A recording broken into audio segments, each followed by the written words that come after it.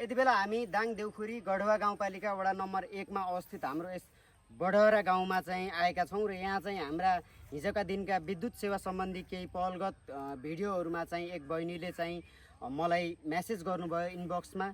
एक भाइ र बहिनीले चाहिँ म्यासेज गरेर मेरो ठाउँमा चाहिँ यस्तो यस्तो समस्या रहेको छ, वर्षौँदेखि चाहिँ यसरी एउटा जीर्ण रूपमा रहेको एउटा मात्र होइन, दुईटा मात्र पनि होइन, तीनटा मात्र पनि होइन, यो ठाउँमा साथीहरू हामीले यसो गन्दाखेरि 6-7 वटा यहाँ चाहिँ यसरी काठका जीर्ण अवस्थामा रहेका खम्बाहरू रहेछन्, जहाँ चाहिँ लाइन आउने समयदेखि नै यही खम्बामा चाहिँ यहाँ विद्युतको तारहरूलाई जुन चाहिँ एकदमै ठुलो भोल्टेजमा आउने गर्छ। तपाईँ हाम्रो घरमा जुन बिजुली जान्छ यहाँ आउने पनि त्यही नै बिजुलीको तार हो र यहाँ चाहिँ त्यो बिजुलीको तार जोड्ने क्रममा यो तपाईँको अब त्यति बेला केही पोल भएनन् होला, त्यस कारणले गर्दा चाहिँ यहाँ जे जसरी अब विद्युत राखियो तर वर्तमान समयमा यसले चाहिँ यस क्षेत्रमा एकदमै ठुलो समस्याको माहौल चाहिँ सिर्जना भएको छ।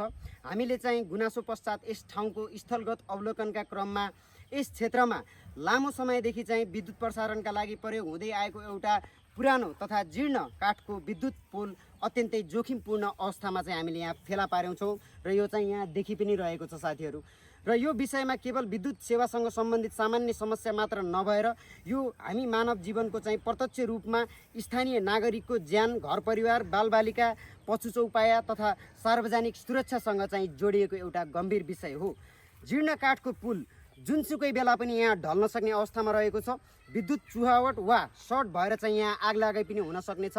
तपाईको यस क्षेत्रमा चाहिँ मानवीय दुर्घटना निम्ताउन सक्ने सम्भावना यसले एकदमै धेरै रूपमा लिएको पनि हामीले यहाँ देख्यौँ र त्यसैले चाहिँ दुर्घटना भएपछि मात्र समाधान खोज्ने होइन, दुर्घटना हुनु अघि नै सम्बन्धित निकायले आवश्यक कदम चाल्नुपर्छ भन्ने हाम्रो कुरा हो, हाम्रो आवाज हो र हाम्रो पहल नै हो। किनकि हामीले देखेका छौँ यस हाम्रो गाउँपालिका भित्र नै अरू कुरा नगरिकन हाम्रो गढवा गाउँपालिकामा पछिल्ला 1 महिनाभित्र चाहिँ विद्युत समस्याका कारणले गर्दाफेरि चाहिँ आत्महत्या मतलब मृत्यु भएका कयौं सङ्ख्याहरू छन् हैन। 3-4 वटा घटना यसरी हामीले यहाँ देखि पनि सकेका छौँ सामाजिक सञ्जालमा र त्यो 5औं घटना चाहिँ भोलि बिहान हाम्रो यस देउखुरीको वडा नम्बर 1 मा नघटोस् भन्ने चाहिँ हाम्रो खबरदारी हो। तपाईको यस विषयमा हामीले नेपाल विद्युत प्राधिकरण समक्ष स्पष्ट रूपमा आग्रह के गर्न चाहन्छौँ भन्दा उक्त यस स्थानमा तत्काल प्राविधिक टोली पठाई स्थलगत निरीक्षण गरियोस्।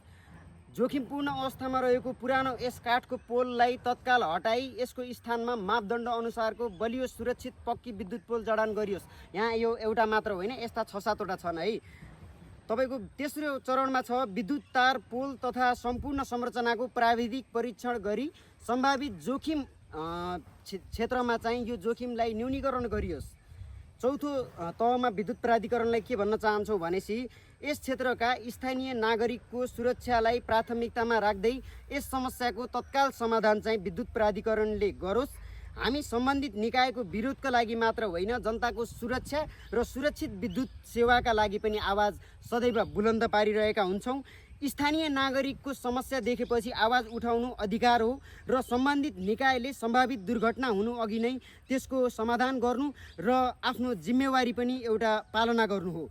त्यसैले विद्युत प्राधिकरणसँग हाम्रो के अनुरोध छ भने सम्बन्धित निकायले यस विषयलाई सामान्य जनगुनासोको रूपमा मात्र नलिई एउटा गम्भीर जनसुरक्षाको विषयमा मात्र लिएर पनि यसलाई तत्काल आवश्यक पहल गरोस्। यो सानो समस्या होइन, आजको यो समस्याले भोलिको दिनमा ठुलो जोखिम नल्याओस् भन्ने चाहिँ हाम्रो अपेक्षा हो, हाम्रो अनुरोध हो।